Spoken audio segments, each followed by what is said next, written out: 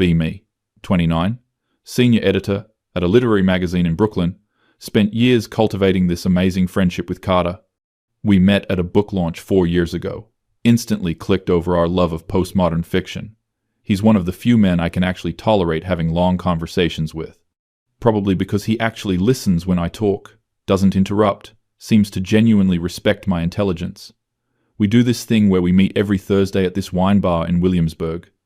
Discuss books, art, philosophy, the state of the world. He works as an urban planner for the city. Always has interesting perspectives on housing policy and gentrification. I've always appreciated that he never tries to mansplain things to me like every other man I know. Tonight feels different, though. He seems distracted, keeps looking at his phone. Finally, he puts it down and goes, "So, I've been seeing someone. Feel this weird pang in my chest, but push it down. Obviously, I'm happy for him. I'm a feminist. I don't need male validation or feel threatened by other women. Ask him about her, trying to sound enthusiastic. He gets this soft smile and starts talking about Maya. She's a pastry chef, works at some French bakery in the East Village. He met her when his sister dragged him to a cooking class. She's just so easy to be around, he says. Easy to be around? What does that even mean? Suppress my annoyance and ask him to elaborate. I don't know. She just doesn't make everything into a debate. We can just exist together. The way he says it feels pointed somehow. Ask if he's saying I make everything into a debate. He laughs nervously. No, that's not what I meant. You know I love our discussions. But there's something in his tone. We order another bottle of wine. The conversation feels stilted now. I bring up this essay I'm editing about the male gaze in contemporary literature. Usually Carter would engage, offer counterpoints, ask thoughtful questions. Tonight he just nods along, checking his phone again. Is she texting you? I ask, trying not to sound bitter. Yeah, sorry. She's asking about dinner plans this weekend. He's smiling at his screen like an idiot. Feel this surge of something I don't want to name. Not jealousy. Definitely not jealousy. Maybe just concern for my friend. After all, he barely knows this woman. Just be careful, I say. You don't really know her that well yet. He looks up at me with this weird expression. What do you mean? I mean, she works at a bakery. What do you two even talk about? The second it's out of my mouth, I know it sounds bad. But also, it's a valid question. Carter is educated, well-read, politically engaged. What intellectual stimulation could he possibly get from someone who makes croissants for a living? He's quiet for a long moment. We talk about lots of things. She's actually really interesting. I'm sure she is. I just mean, what? That she's not smart enough for me because she didn't go to Columbia? I didn't say that. But you implied it. This is not going how I wanted. Try to backtrack. Carter, come on, you know that's not what I meant. I'm just looking out for you. Are you, though? His voice has an edge I've never heard before. Feel defensive now. Of course I am. You're one of my closest friends. Right, friends? Something about the way he says it makes my stomach drop. Long pause. He pours himself more wine, drinks half the glass in one go. Can I ask you something? He says. Sure. Have you ever wondered why we've been meeting up every week for 4 years, and I've never asked you out? Feel like the floor just tilted. What? You're attractive. We have similar interests. We clearly enjoy each other's company. My heart is pounding. I thought you just valued our friendship. I do. But have you ever wondered why it never went further? Don't know what to say. Feel exposed somehow. Vulnerable. I guess I assumed you weren't attracted to me. He laughs, but it's not a nice sound. That's not it. Then what? He leans back in his chair, studying me. Do you really want to know? Nod, even though I'm not sure I do. Because you're exhausting. Feel like I've been slapped. Excuse me? You're exhausting to be around. Everything is a political statement. Everything is problematic. Everything is an opportunity to prove how enlightened you are. My face is burning. That's not fair, isn't it? Do you remember when we went to see that French film last month, and you spent the entire dinner afterward explaining why the female character was an example of internalized misogyny? Because she was. Or When we went to Marcus's birthday party and you lectured his girlfriend about her engagement ring being a symbol of patriarchal ownership, I was just having a conversation. You made her cry in the bathroom. She was being oversensitive. Or what about when my sister mentioned she was taking her husband's last name and you told her she was betraying all women? I was drunk. You're always drunk when you say these things, but you still say them. Feel tears stinging my eyes but refuse to let them fall. So what? You're saying I should just shut up about things that matter? I'm saying you use politics as a weapon. You use your values as a way to feel superior to everyone around you. That's not true, isn't it? When's the last time you just enjoyed something? When's the last time you watched a movie without analyzing the power dynamics? Read a book without counting how many female characters passed the Bechdel test? Had a conversation without steering it towards systemic oppression? Want to argue, but my mind is blank. I care about making the world better. No. You care about being seen as someone who cares about making the world better. It's different. The tears are coming now. Can't stop them. Fuck you, Carter. See, this is what I mean. The second someone challenges you, you either shut down or attack. You're attacking me right now. I'm being honest with you. For the first time in 4 years, I'm being completely honest. Why now? He sighs, looks genuinely sad. Because Maya asked me about you. What about me? She asked, if there was anything between us. And I realized I needed to be clear, with her and with myself, about why there isn't and never will be. Feel like I'm going to be sick. And you decided to use this moment to tell me everything you hate about me. I don't hate you. I hate the way you move through the world like everyone else is a supporting character in your moral awakening. Grab my bag, ready to leave. Wait, he says. Something in his voice makes me stop. I want to tell you something else. Haven't you said enough? Probably, but I'm going to say it anyway. Sit back down, wipe my eyes. The reason I started seeing Maya, the reason I'm falling for her, is because she's everything you're not. That hurts more than anything else, he said. She's kind. Not performatively kind. Not kind because she read a book about compassion. Just genuinely kind. She asks the barista about their day and actually listens to the answer. She volunteers at a community kitchen on weekends and has never posted about it on social media. She disagrees with me about things but doesn't make me feel stupid for my opinions. I've never made you feel stupid. Yes, you have. Constantly. You just couch it in intellectual language, so it seems like discourse. Think about all our conversations over the years. Was I really that bad? Last month you told me I was complicit in capitalist exploitation because I said I liked going to Whole Foods. It was a joke. It wasn't, though. And even if it was, you make those jokes constantly. Everything I do is evidence of some moral failing. Maybe because you're not as politically conscious as you think you are. He stares at me. Do you hear yourself right now? Even now, when I'm telling you this is why I can't be with you, you're doubling down. Feel defensive, attacked, misunderstood. I shouldn't have to diminish my values to make men comfortable. This isn't about your values. This is about your inability to let other people exist without your constant judgment and commentary. So, you want me to be some docile, agreeable woman who never challenges anything? I want you to be someone who can sit with uncertainty. Someone who can enjoy a conversation without winning it. Someone who treats the people around them with generosity instead of suspicion. 1. I am generous. Are you? When's the last time you complimented someone without adding a but?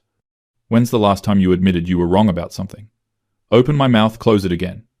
Can't think of a single example. This is bullshit. You're just like every other man who can't handle a strong woman. He actually laughs at this. See? That's your defense mechanism. Anyone who criticizes you is sexist. Anyone who doesn't want to date you can't handle a strong woman. It never occurs to you that maybe you're just not as pleasant to be around as you think you are. Plenty of people enjoy my company, do they? Or do they tolerate you because disagreeing means getting turned into a villain? Think about my friend group. Realized I've been doing most of the talking in every conversation for years. They listen, nod, rarely push back. Always thought it was because I was right about things. What if it's because they're tired? I have friends, I say weakly. Do you? Or do you have an audience? That hits different. Remember Rachel's birthday last year? She didn't invite me. When I confronted her, she said something vague about keeping it small, but her Instagram showed at least 20 people there. And Jen, who I used to be close with, we haven't spoken in months. She stopped responding to my messages after I criticized her for posting about her diet. You're being cruel, I tell Carter. I'm being honest. And maybe that feels cruel because no one's been honest with you in a long time. Why not? If I'm so insufferable, why didn't you say something before? Because I kept hoping you'd figure it out yourself. And because our friendship mattered to me, even if it was frustrating. Mattered? Past tense? He's quiet for a moment. I don't know. That depends on you. On me? On whether you can hear what I'm saying without making me the enemy. Want to defend myself. Explain why he's wrong. But something is shifting inside me. Think about the last few years. The arguments with my mother about her political views. Haven't spoken to her in 6 months. My brother asked me not to come to Christmas because I make everything tense.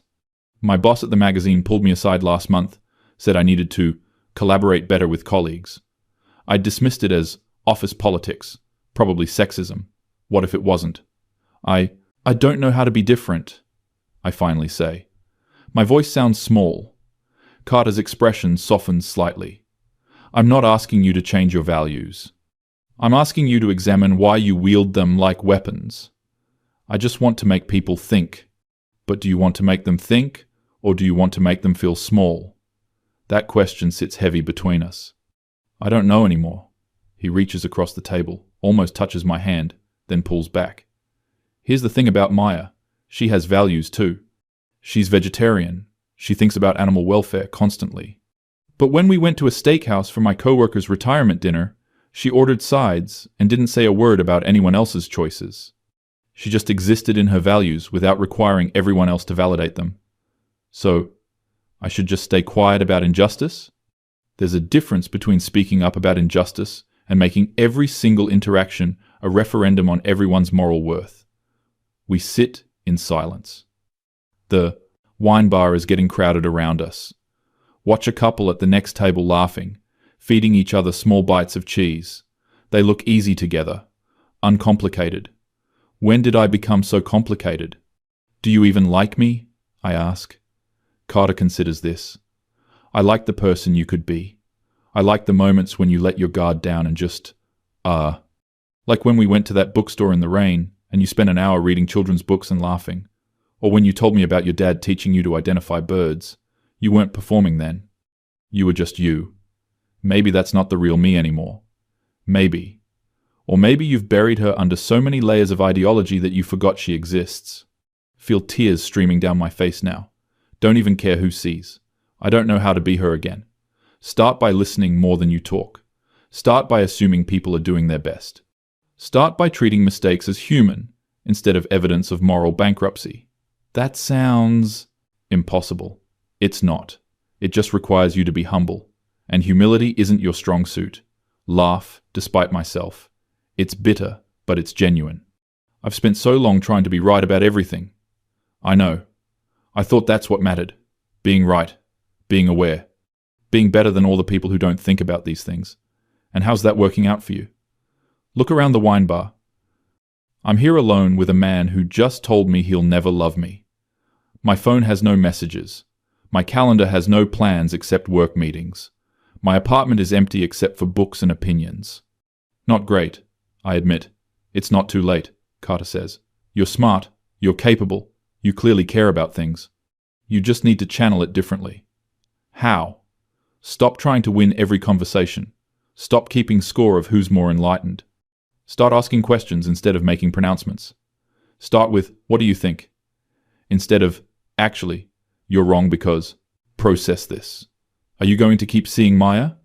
Yes. Are you in love with her? He smiles. And it's not for me. I think I might be. That hurts, but also feels right somehow. She's lucky. So am I. Another silence. Can we still be friends? I ask. I don't know. Can we? I'll try. To be different. To be better. Don't do it for me. Do it for yourself. Do it so you can actually enjoy your life instead of constantly auditing it. We split the check. He doesn't offer to pay. Knows I'd make it a thing. Even now I want to make it a thing. Resist the urge. Outside the bar we stand awkwardly. Thank you, I say. For what? For being honest. Even though it sucked. You're welcome. I hope things work out with Maya. Mean it, mostly. Take care of yourself, he says. Walks away. Don't watch him go. Pull out my phone, open Instagram, scroll through my feed. Every third post is me sharing some article about problematic this or systemic that. My captions are all essays. My comments are all corrections. Look at my follow count, 4,892. Look at my actual friends. Can count them on one hand. Maybe not even that. Walk home through Brooklyn. Pass a woman struggling with a stroller on the subway stairs. My first instinct is to judge her for having kids in an overpopulated world. Stop myself. Go help her with the stroller. She thanks me. Smiles. I smile back. Doesn't fix anything, but it feels different. Get home. Pour a glass of wine. Sit with what Carter said. Everything he avoids in women. Exhausting. Performative. Judgmental. Unable to just exist. Open my laptop. Start typing. Not a social media post.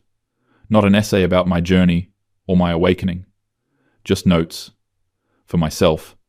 Ways I've hurt people while claiming moral superiority. Times I've prioritized being right over being kind. Moments I've made other people's choices about me. The list gets long. Feel sick reading it. But also something else. Relief, maybe? Acknowledgement. My phone buzzes. Text from my mom. Thinking about you, sweetie. Hope you're well. She sends these every few weeks. I usually ignore them or send back something curt. Tonight I type, I'm sorry for how I've treated you. Stare at it for 5 minutes before hitting send. She responds immediately. Oh, honey, I love you so much. Can we talk sometime? Actually talk? I would love that. Feel something loosen in my chest. Look around my apartment. It's nice, objectively. But it feels like a museum to my own intelligence. Carefully curated books, art prints of female artists, everything signaling my values. When did I become more interested in signaling than actually living? I finish my wine. Think about Carter and Maya at dinner somewhere. Her telling him about her day without making it a TED talk. Him relaxing into conversation instead of bracing for correction. Could have been me, maybe still could be someone, somewhere. But first, I have to figure out who I actually am under all this. Performance. Close my laptop. Sit in the quiet. It's uncomfortable. No podcast, no music, no mental commentary about the state of the world. Just me, and the growing realization that I've been so busy trying to be the smartest person in every room that I've made every room want to empty when I enter. Carter was right. I am exhausting. The question is whether I can be something else. Don't have the answer tonight, but for the first time in years, I'm asking the question. And maybe that's something. Maybe that's a start.